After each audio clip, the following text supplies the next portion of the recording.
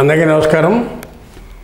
తెలంగాణ రాష్ట్ర రాజకీయాల్లో తెలంగాణ సపరేట్ రాష్ట్రం ఏర్పడటం, కేసీఆర్ 10 ఏళ్ల పాటు 2 టర్మ్లు ముఖ్యమంత్రిగా పనిచేయటం ఇదంతా కూడా మనందరికీ తెలిసిన విషయమే. ఆ పరిపాలనలో కేసీఆర్ అనేకమైన మార్పులు తీసుకొచ్చి అనేక అభివృద్ధి కార్యక్రమాలు చేసి తాగునీరు, సాగునీరు, 24 గంటలు విద్యుత్తు, రైతు రుణమాఫీ లాంటి విశేషమైన పథకాల్ని అమలు చేసి తెలంగాణ ప్రజల అభిమానాన్ని చొరగొన్నాడు. ఇదైతే యథార్థం. అంతేకాకుండా కేసీఆర్ గారు తెలంగాణ సాధించడంలో కూడా ఒక ముఖ్య పాత్రను పోషించి కాంగ్రెస్ సహకారంతో తెలంగాణ రాష్ట్ర సాధన ధ్యేయంగా ఆయన పనిచేశాడు. కాంగ్రెస్ సహకారంతో రాష్ట్రం సిద్ధించింది. ఆ రోజు నుంచి 10 ఏళ్ల పాటు దిగ్విజయంగా ముఖ్యమంత్రిగా దళితుని ముఖ్యమంత్రిని చేస్తానని చెప్పి ఎలక్షన్లో హామీ ఇచ్చి, అది కాదు దళితులకు పరిపాలన చేత కాదు, దానికి నేనే పరిపాలన చేస్తా సమర్థుడిని అని చెప్పి ఆయనే ముఖ్యమంత్రిగా మాట మార్చి ముఖ్యమంత్రిగా ఆయనే 10 ఏళ్ల పాటు పరిపాలన చేసి కొన్ని అభివృద్ధి కార్యక్రమాలు చేశారు. నిజం, అది వాస్తవం, సంతోషం. అయితే ఇక్కడ తెలంగాణ ప్రజలు ఆత్మవిశ్వాసం గలవాళ్ళు. ఎవరైనా అహంకారంగానో అహ్యాన్యుడిగానో మాట్లాడితే తట్టుకోలేరు. అలాంటి పరిస్థితుల్లో కేసీఆర్ ఇంట్లో కేసీఆర్, కవిత, కేటీఆర్, హరీష, సంతోష్ రావు వీళ్ళందరూ పదవులు చెలాయించటాన్ని, పెత్తనం చెలాయించటాన్ని తెలంగాణ ప్రజలు తట్టుకోలేకపోయారు. దాంట్లో ఒక పాట కూడా వచ్చింది. తెలంగాణ వచ్చి మాకు ఉద్యోగాలు రాలేదు, మీ ఇంట్లో పదవులు వచ్చినాయి, మీకోసమే తెలంగాణ వచ్చింది, మీ ఇంట్లో ఉద్యోగాలు వచ్చినాయి కానీ మాకు కొలువులు రాలేదని చెప్పి నిరుద్యోగులు ఒక పాట కూడా పాడుకున్నారు. మీరే పదవులు పొందారు కానీ తెలంగాణ ప్రజలకి ఉద్యోగాలు రాలేదని చెప్పి ఒక పాటను కూడా బాగా ప్రాచుర్యంలో తీసుకొచ్చారు. వాస్తవం అది. అయితే ఈ సందర్భంలోనే తెలంగాణలో కేసీఆర్ ఏం చేయలేదంటే చేశాడు, గొప్ప కార్యక్రమాలు చేశాడు, అది వాస్తవం. ఇరిగేషన్ ప్రాజెక్టులు కట్టాడు, 24 అవర్స్ విద్యుత్ ఇచ్చాడు రైతాంగానికి, రైతు భరోసా ఇచ్చాడు, సన్నబియ్యం ఇచ్చాడు హాస్టల్ విద్యార్థులకి, ఇట్లా హాస్పిటల్స్ కట్టాడు, మెడికల్ కాలేజీలు కట్టాడు. ఇలాంటి పథకాలు పెట్టి ఉద్యోగాలు ఇవ్వాల. అది తెలంగాణ ఏర్పడింది దేని మూలన?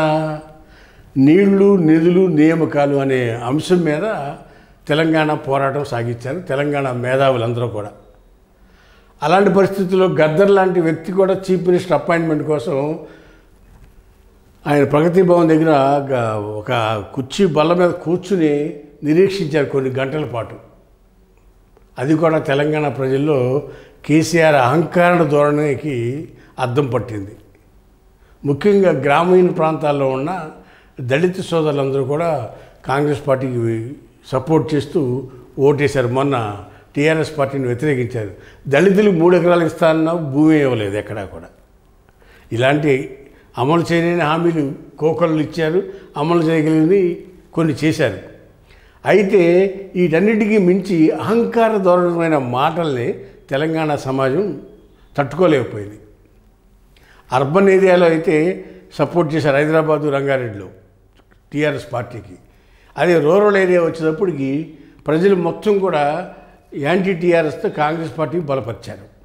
ఇలాంటి పరిస్థితుల్లో కేసీఆర్ గారు తన ఫామ్ హౌస్లో జహీరాబాద్ నియోజకవర్గం నుంచి కొంతమంది కార్యకర్తలు వెళ్తే ఆ సందర్భంగా ఆయన ఏం మాట్లాడాడు?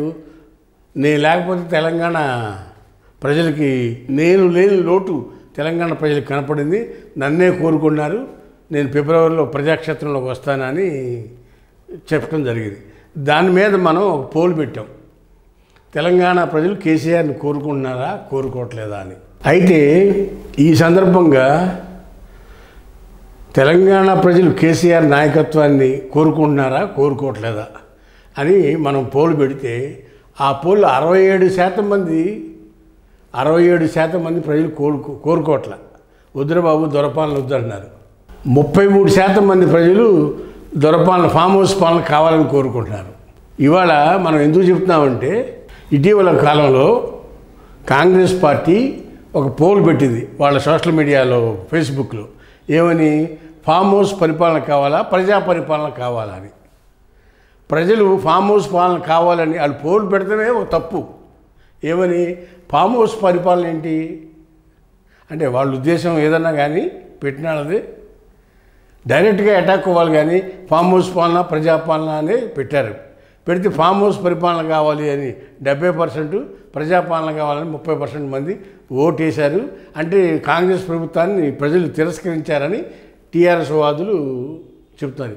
ఎప్పుడైతే ఫామ్ హౌస్ పాలన కావాలని పెట్టారో అప్పుడు టీఆర్ఎస్ వాళ్ళందరూ కూడా ఆ ఫేస్బుక్లోకి దూరి ఆ ఫేస్బుక్ పేజీలోకి వెళ్ళి లైకులు కొట్టారు. అది ఒక ఉద్యమంలాగా చేపట్టారు వాళ్ళు.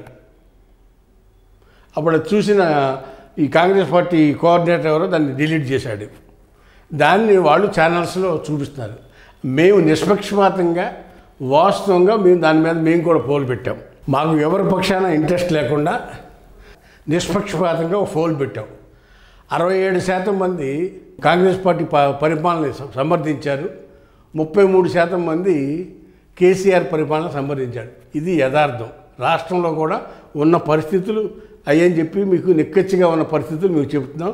ఇది ఫ్యూచర్ టుడే అనే ఛానల్లో వచ్చిన పోస్ట్గా మీకు తెలియపరుస్తూ ఉన్నాం. హాయ్ ఫ్రెండ్స్, మా ఫ్యూచర్ టుడే ఛానల్ చూస్తున్నందుకు చాలా థ్యాంక్స్. మరిన్ని లేటెస్ట్ వీడియోస్ కోసం వెంటనే సబ్స్క్రైబ్ చేయండి. అలాగే ఈ బెల్ని కూడా రింగ్ చేసేయండి. మా లేటెస్ట్ వీడియోస్ నోటిఫికేషన్స్ అన్నీ మీ మొబైల్లో వస్తాయి. మా వీడియోస్ మీకు నచ్చితే లైక్ చేయండి, షేర్ చేయండి, నచ్చకపోతే కామెంట్ చేయండి.